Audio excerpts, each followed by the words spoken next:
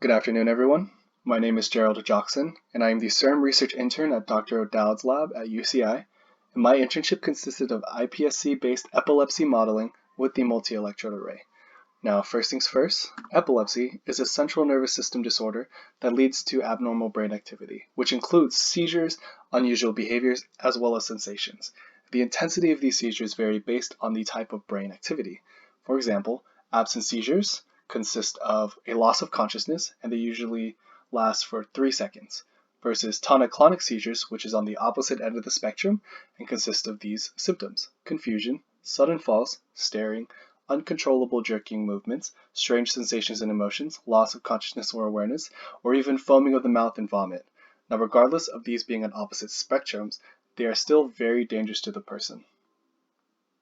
Now, according to the Center for Disease Control, known as the CDC, 3.4 million people have active epilepsy in the United States. According to the World Health Organization, approximately 50 million people worldwide have epilepsy, making it one of the most common neurological diseases globally. And anyone is able to contract epilepsy. Doesn't matter the gender, doesn't matter the ethnicity, and it doesn't matter the age. At any stage of life, anyone is at risk for epilepsy. Now, according to the figure states from CDC, the different epileptic case densities based on the states. So in California, Texas, Florida, Pennsylvania, and New York, there is a large density of epileptic cases. Now, going to the course of epilepsy, not a lot is known from untreated epilepsy. As you can see, this paper in 1999 shows that various animal studies indicating an increase in seizure frequency as the disorder matures. And the most recent paper that was found in April 2020 shows a longitudinal study that continues that study, indicating that poor academic performances and developmental delays occur in children as the seizure frequency increases. So as of today, no cure actually exists for epilepsy, but there are various treatments that one can take in order to control the symptoms. For example, there's anti-seizure prescriptions that control the seizure frequency. There's open brain surgery, where one part of the brain that controls seizure is removed. Of course, different seizures are located at different parts of the brain. There are also alternative therapies, which require stimulation in order to reduce the seizure frequency. Now, these are all right, but there are various risks and there are various side effects that can occur with these cures. So there are different developments and treatments that are trying to decrease these risks and improve the quality of life, including responsive neurostimulation, radiosurgery, or an external nerve stimulation device. And generally, these patient treatments are ineffective just due to the variability of epilepsy disorders. There are so many different epilepsy disorders, so a need for personalized medicine is necessary.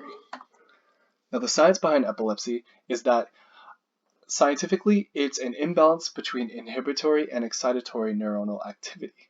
And this causes a surge of electrical pulses due to the lack of control for action potentials. And there are various causes that can occur through this, such as head trauma, infection to the cerebrum, prenatal injury, and genetics, what my lab is mainly focused upon. Now, my lab biggest focus is to understand epileptic behaviors in order to create a more personalized medicine. And in order to do this ethically, they want to understand how sodium channel activity affects the brain activity of an overall person. However, getting human neurons from a real human brain is unethical. So in order to find a more ethical version to do this, skin fibroblasts are taken from a patient and they are reprogrammed to induced pluripotency and become human-induced pluripotent stem cells. Now, various types of genetic mutations within the SCN1 family lead to a multitude of genetic epileptic disorders. However, my lab is specifically focused on the SCN1A gene because it's a hotspot that affects NaV 1.1 voltage-gated sodium channels, which are responsible for producing sodium channels that cause action potential depolarization. And my experiment specifically looks at the K1270T mutation located on the third domain of the sodium channel on the second alpha subunit, and it causes generalized epilepsy with febrile seizures plus. Now, this specific type of epileptic disorder causes seizures when exposed under high temperatures or high fevers.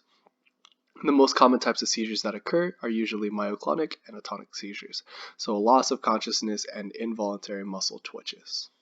So there are two different cell lines that we are using in this experiment.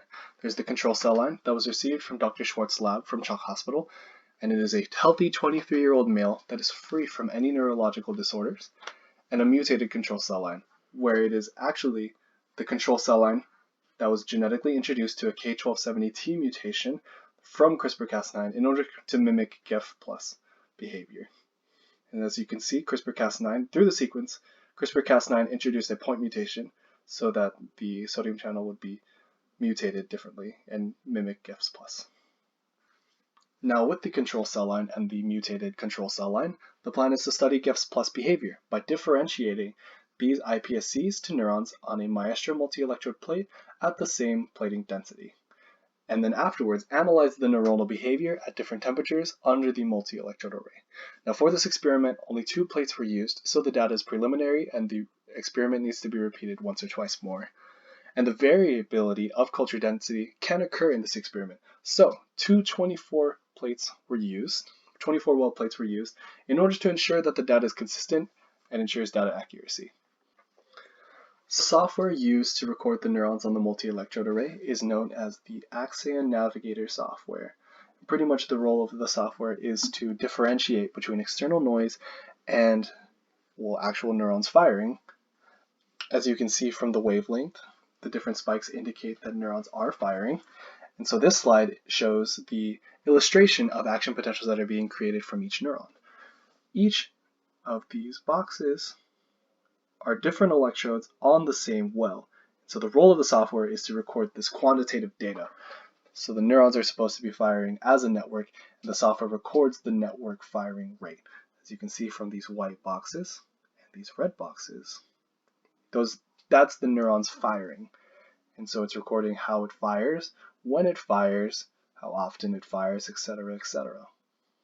After 10 minutes of neuronal firings being recorded, the process is repeated at a higher temperature, and the process is repeated over the weeks throughout the neuronal lifetime as the neurons begin to mature. Before the experiment, we hypothesized that an increase in temperature would lead to an increase in neuronal activity. However, the results show differently. Basically, the results were the same for both plate 1 and plate 2, but in order not to confuse everybody, I'm just going to be showing the data results for plate 1. As you can see from plate 1, the control cell, the mean firing rate, seen on the y-axis, recorded on hertz of average, show the same trend throughout the days, through day 19, day 14, day 18, etc., all the way to day 35, that there is a decrease in neuronal mean firing rate as the temperature increases. And the same trend was seen on the mutated cells. Though not as high as the control cells, the trend remains. The increase in temperature leads to a decrease in neuronal mean firing rate. Now afterwards, comparing the control cell versus the mutated cell line, as you can see, the control cell line fires more actively at 37 degrees and 41 degrees Celsius versus the mutated cell line. Now, some future directions for further experiments would include performing multiple repetitions of the same experiment with these cell lines in order to validate the accuracy of these results. Afterwards, analyze the neuronal behavior when exposed to potential anti-epileptic drugs. And afterwards, perform a repetition of the experiment with additional cell lines of the same mutation, but with different genetic backgrounds.